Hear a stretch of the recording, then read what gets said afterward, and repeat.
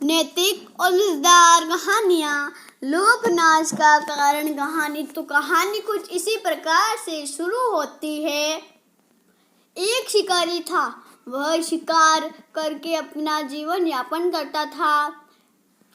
उसने कई दिनों से शिकार नहीं किया था। एक दिन उसका मन हिरण का मांस खाने का हुआ।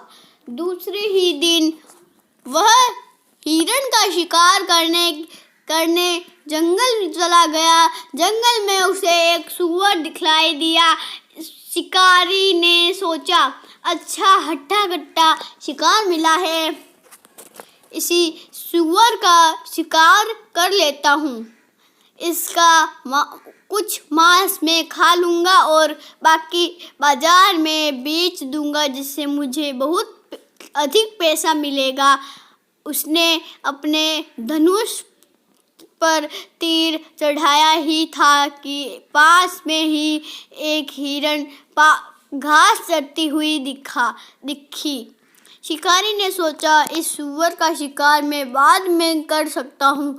अगर इस हिरण ने मेरी आवाज़ सुन ली तो यह भाग जाएगी और मैं इसका शिकार नहीं कर पाऊँगा। यह सोचकर शिकारी ने हिरण पर तीर चला दिया। निशान अचूक था। तीर सीधा हिरण को लगा और उसने कुछ ही पलों में अपना प्राण त्याग दिए। शिकारी हिरण को मारकर बहुत खुश हो रहा था।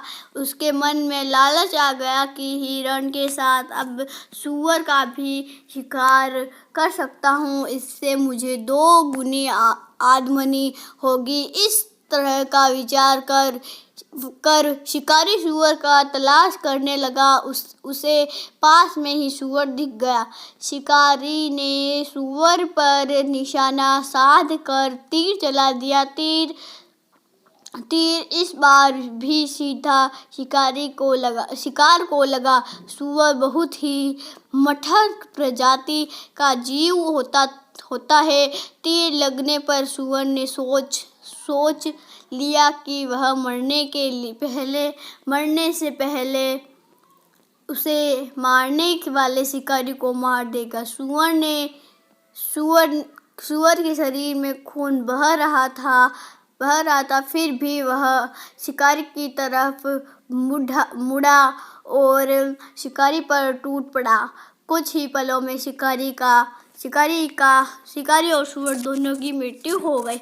इस कहानी में मैं यह बताया गया था कि एक शिकारी था। वह अपना शिकार कर अपना पेट भरता था। एक दिन वह 2 दिनों से भूखा था। एक दिन उसका मन हिरण का मांस खाने का मन किया और वह दूसरे ही दिन जंगल में हिरण का मांस खाने के लिए चला गया।